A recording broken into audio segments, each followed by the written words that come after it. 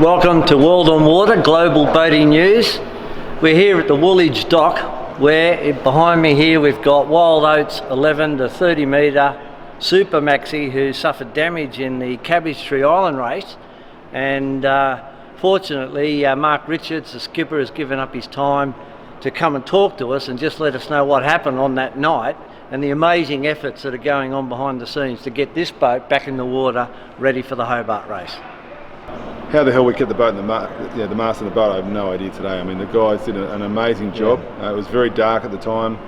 We're doing 31 knots with 35 knots of breeze, and at first I was driving at the time, but it exploded. Something exploded, and it was so dark you couldn't see what it was. And I saw this, the luff of the spinnaker disappear, or the R2 disappear around the forestay. So at first I thought the bowsprit had ripped off, and then I looked up the rig and no, that's not good. Yeah. And the amazing thing is we had a guy on the bow downstairs at the time. Paul McGee, our boat captain, was checking all the bits and pieces down there, as he often does, and does an amazing job. And so he got the fright of his life up there, obviously, and he knew what it was because he had to run past the mast to sort of get out on deck. So and then from there, it was really interesting. The rig actually was sitting there. We had a full main up and double-headed rig in 35 knots of breeze. Yeah. Well, typically 10 minutes later we had 40 knots of breeze. Wow. And trying to go dead downwind. We had the motor flat out trying to unload stuff, but it took us an hour to get the mainsail down, and because it was dead square, so up against the spreaders, and really tricky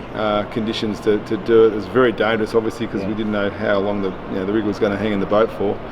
But the guys, as they usually do, it's an amazing team, the Wild Oats team. The seamanship was phenomenal, and we got it all braced off, and by some miracle got the sails down, and we left a bit of mainsail up to try and stabilise it, so it wouldn't start wobbling. Crashing around. And then we had the closest port, without having to go upwind or in too rough a condition, was Newcastle. So we motor sailed for 50 miles to Newcastle and got into the port there in one piece and get to tell the story. Yeah.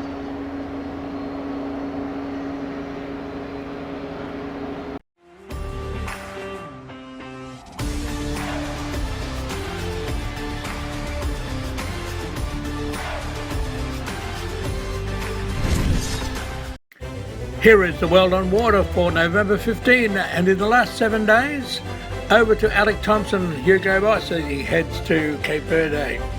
The Mod 50s finished the Transat Jacques Vabre, and the America 60 Apiva leads the fleet home. Edmond de Rothschild has a pit stop in Rio before heading home.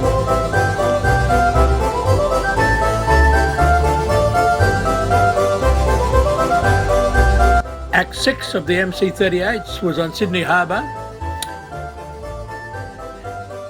and Alinghi wins the 2019 GC32 Racing Tour.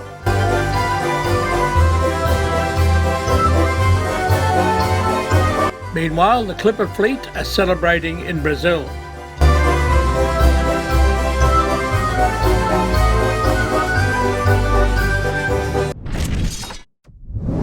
After cutting the keel off Hugo Boss, Alex Thomson reports from just off Cape Verde. Well, hi everybody, it's Neil and I. Still going strong, still going strong to the Cape Verde Islands anyway. It's kind of a different mode of this race, really a bit of a get-home job, and it's not been terribly easy sailing without a keel, was it, Neil? No, a little stressful, obviously not going fast anymore, but our concern is actually making sure that this mast here keeps pointing at the sky. I've had a few more stresses normal than this sailing isn't normal for me. The situation where you might capsize is not a nice one to be in. And obviously, although we're in the trade winds, there's still lots of squall clouds that come along in the night, and so we have to be very vigilant to make sure we don't. So instead of trying to make miles and go as fast as we can, we're just trying not to let the boat lean over. Now that's helped by the foil, helps a little bit, giving us a bit of lift to stop us leaning over. But without a keel, it's very interesting trying to sail this boat because there's nothing to stop us sliding sideways, is there, Neil? No. When we first started sailing with this new configuration, we had very little wind, and we were both shell shocked, but we actually physically couldn't steer the boat. It was just slipping sideways, and until we got a little bit of wind, heeled over and put the foil in, we couldn't steer it at all. Not very nice feeling. So that means we need a little bit of heel just to get the tip of the foil in to give us what we call a bit of side force to be able to drive in a straight line, but even so we're still slipping sideways by 10, 15, sometimes 20 degrees. So it's a bit of a knife edge, a different kind of stress, obviously a bit more stressful really than being in the race, but still we're in good spirits. We've both been getting quite a lot of rest, which is good because we were pretty tired. These races do take a lot out of us, so we're in fairly good shape. I think you're in good shape, Neil? Not bad, yeah, obviously disappointed, but I guess there's some relief now that we've got a fighting chance of getting to a destination with the mast pointing in the correct direction. Yeah, and lots of discussion on board about what we're going to do now, and until we get in and we see what damage has been caused. I mean, at the moment we know the foils aren't damaged, we don't think the hull's particularly damaged. We know we have a gaping hole down there where there used to be a keel, but until we know what repair we've got to do and how that's going to work out, we really don't know what the program is. But lots of discussions. The objective will be get the boat back to the UK as quick as we can, get her fixed and get out sailing again.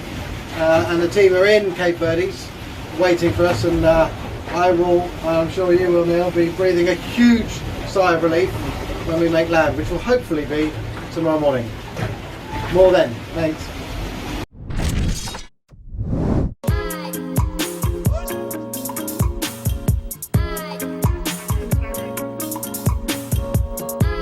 Souvent on me voyait comme un amateur, et j'ai dit mais je suis plus un amateur là, donc, et mes projets ils montaient en qualité, moi je progressais, je m'entourais aussi de manière à progresser. Ça m'a aussi appuyé sur un point essentiel de ma motivation, c'est que moi quand je prends le départ d'une course, c'est pour gagner.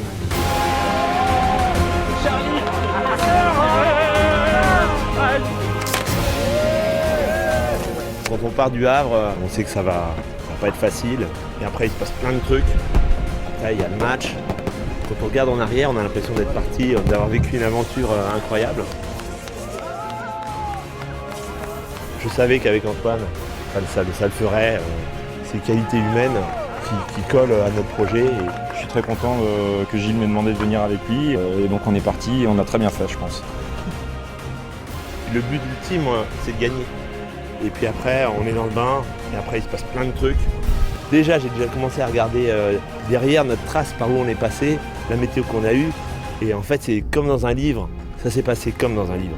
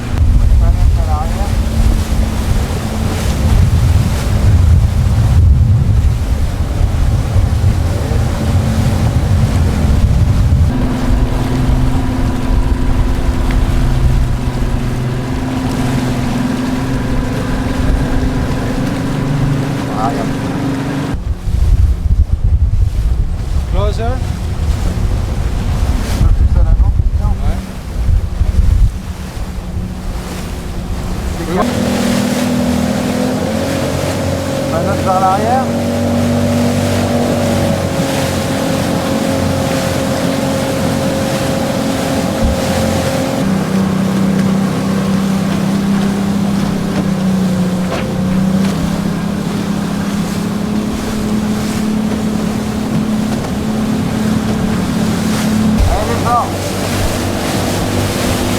Pieds IMOCA Pivia, skippé par Charlie Dalin et Yann Eliès, c'est à 300 mètres de la ligne. Top, c'était l'arrivée de... Bravo! Bravo les gars! Cœur de la Transat. Bravo! Bravo Charlie!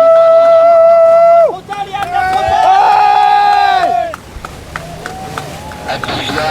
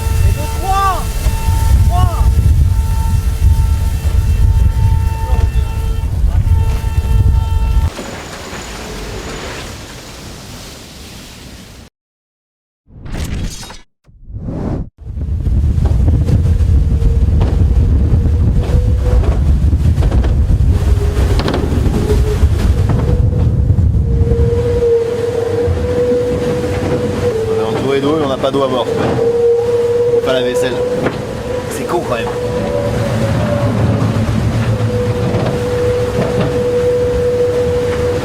J'essaie de nettoyer mon bol pour que tu me prépares un bon repas ce soir. Parce que c'est la seule chose que tu as le droit de faire pendant 30 jours. Ça fait 10 ans que je te connais, j'ai toujours vu regarder les autres bosser quoi. T'as un bon métier toi. On a l'eau de mer en bas, mais c'est un peu compliqué à aller la chercher. Un peu de sopalin, un peu d'eau douce, très peu parce que produire de l'eau douce ça consomme de l'énergie et on a juste ce qu'il faut. Déjà que j'ai de quoi faire la vaisselle. Moi ça fait 10 ans que je te connais, c'est la première fois que je te vois faire la vaisselle. C'est vrai. Et là, je dis attends que ce soit Franck qui la fasse. Déjà je pense que quand tu vas préparer le prochain repas, ou toi ou moi d'ailleurs, on va trouver le bol de Franck sale. On n'a pas encore réfléchi à la question. Tu n'as pas lavé le mien? Bon, je tel un lavage par 3 jours. Je sais pas, il y a rien en fait. Je sais même pas si on a une vaisselle. Là, il n'y a pas de lessive. Lessive, du savon. Ouais, il faudrait du savon quoi. C'est pas le plus important dans la vie. Hein. Mais ouais, va falloir laver aussi.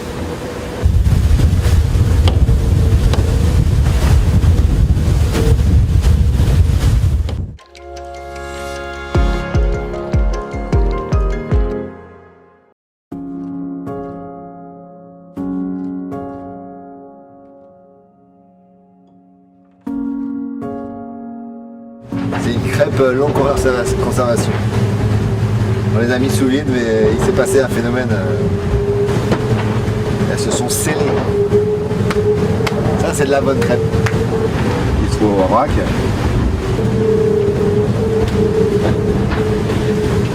J'ai reçu un truc dernier au Brésil. Je sais pas si ça capte. Pas vraiment, quand il y a données mobiles, mais sans 3G, 4G. Là.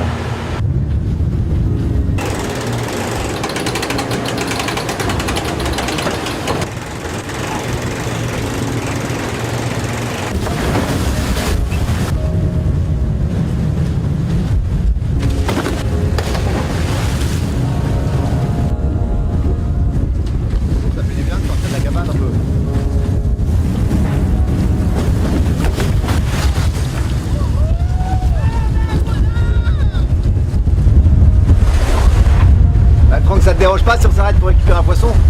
Il n'y a pas de risque. Ouais, écoute, ils sont accueillants. Hein. Et c'est vrai qu'ils sont sympas, ils veulent nous vendre du poisson, ils veulent nous vendre. Ils n'ont pas dû penser qu'on était en course. C'est vrai qu'on va à Bahia. Bah, écoute, on a du monde à terre là qui nous attend. Et opération commando pour eux, ils sont 5-6. Il faut qu'on sorte, on arrive au ponton, qu'on sorte la dérive. Et après on repart à fond. Si on repart avec 300 000 de retard, c'est ce qu'on a mis aujourd'hui à certains de nos poursuivants, donc on peut espérer les récupérer aussi. Je pense qu'on a un très bon bateau, donc c'est sûr que jusqu'à la ligne d'arrivée on va se battre.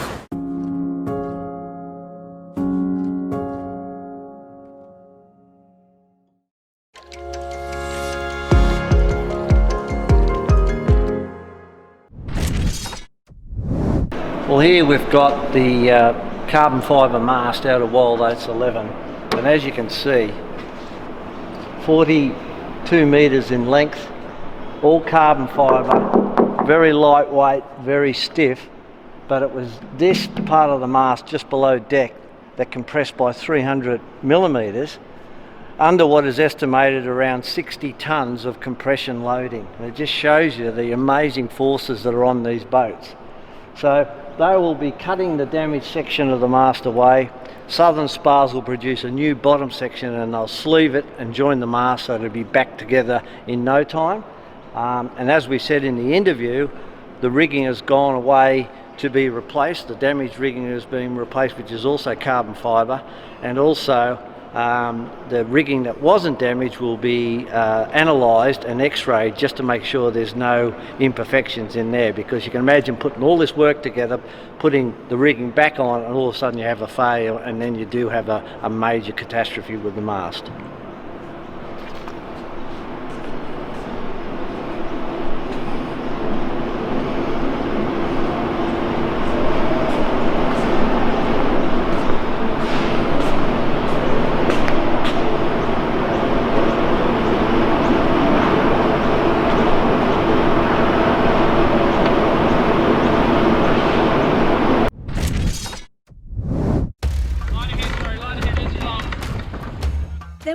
plenty of drama on the final day of the GC32 Oman Cup as the wind and the waves picked up in Muscat.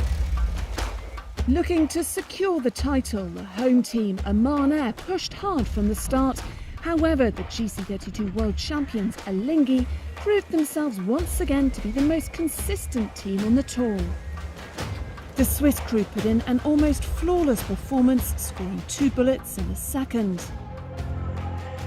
With that, Alinghi not only won the GC32 Oman Cup, but they also clinched the overall 2019 GC32 Racing Tour title, having won 3 of the 5 events this year. We just won the last event of the year here in Oman. It was perfect for our team to win this last event, and that put us on to win the season as well, and with the World Championship that we won in Lagos. So it was a perfect year for Alinghi, and I really want to thank the whole team, Mr. Bertarelli that led us the boat, and also the other competitor, because they fight really hard to push us back, but that's how everything works. When someone is pushing you, you just watch the game, and I really want to thank everyone, all the other team this year. Owner-driver Eric Maris and his team Zulu finished second in the GC32 Oman Cup. This was his first podium finish of the season, and the great performance saw the team take the overall owner-driver's trophy for the 2019 GC32 Racing Tour. We finished second on this event, which we're very proud of. That was one of our objectives for the year, to finish in the middle of the pro teams. You know, there's 3 of them, so being second, we managed to be 2 of them, so we're quite proud.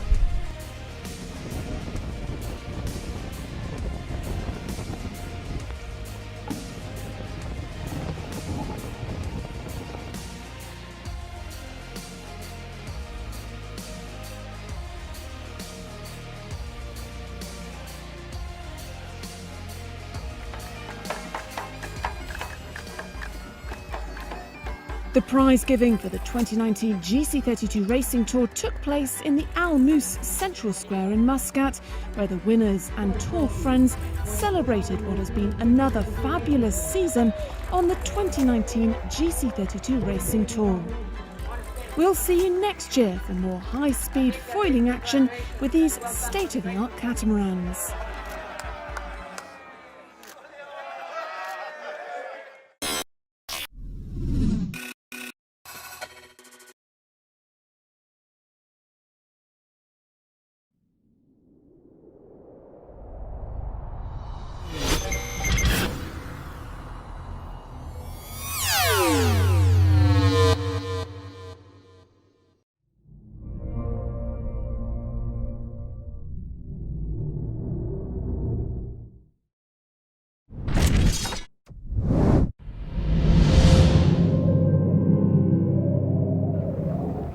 Any second now. The cannon has gone. Day 312, about 25 past 3 on April the 22nd. It's 50 years since Sir Robin Knox Johnston completed his pioneering non-stop solo circumnavigation of the planet in the Sunday Times Golden Globe race. And Robin Knox Johnston and Sue Haley have sailed non-stop around the world. The media compared it with the first landing on the moon a few months after his return.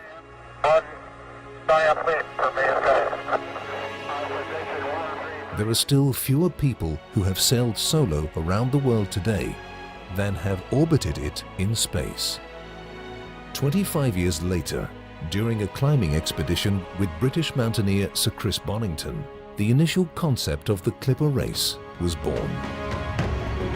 As the pair discussed how much it cost to climb Mount Everest and how many people took on the challenge. The sailing equivalent for Sir Robin was clear: crossing the world's toughest oceans in a circumnavigation of the planet. But not for an elite few. These would be everyday people with a sense of adventure. I wanted to share it. I wanted everyone to have the opportunity to have that same experience. And so, in October 1996, in the spirit of the competing tea clippers a century earlier, the first race set off from Plymouth to catch the trade winds. They will be sailing on new, state-of-the-art 68-foot yachts, the fastest and most advanced of their kind. Thousands have followed as the fleet and route have grown over the years. The Clipper Round the World Yacht Race is now unique. It's the greatest ocean adventure on the planet.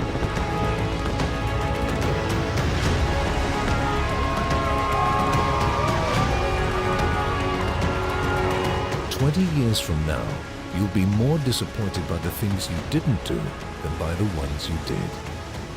By doing something really difficult, you have a sense of achievement, something to be proud of for the rest of your life. You've got to go out there and experience it to achieve it.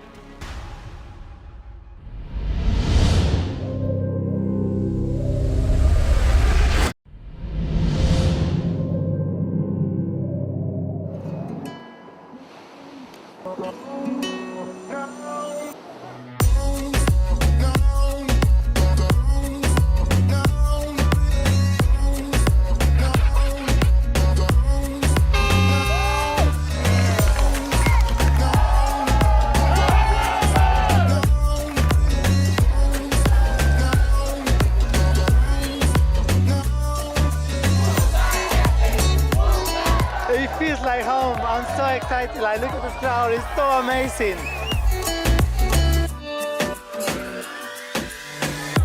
Welcome to the official prize giving, race 2, the Commodore's Cup.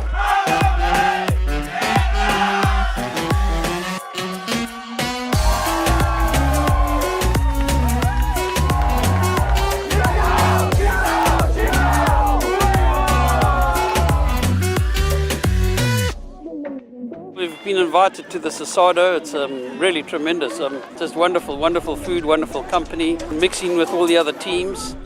It's amazing, yes. I've never seen so much meat.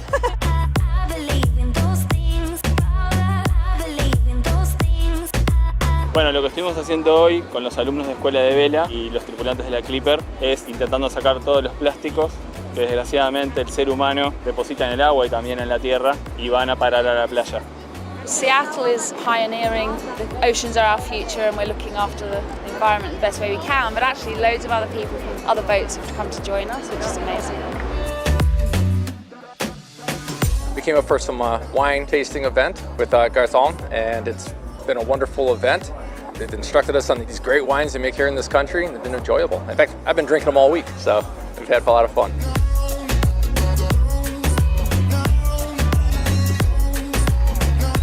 Well, we're invited to come along to Woodside School today to talk to the children about the race. They've also given us a tour of the school and a fantastic performance of yoga and song and dance.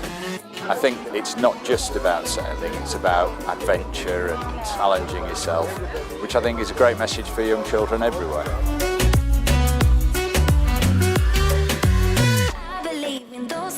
The tour today is showing us the interesting points and sides of Punta del Este. And the people from Punta del Este, they are so welcoming and nice people. It's a really, really nice stop over here.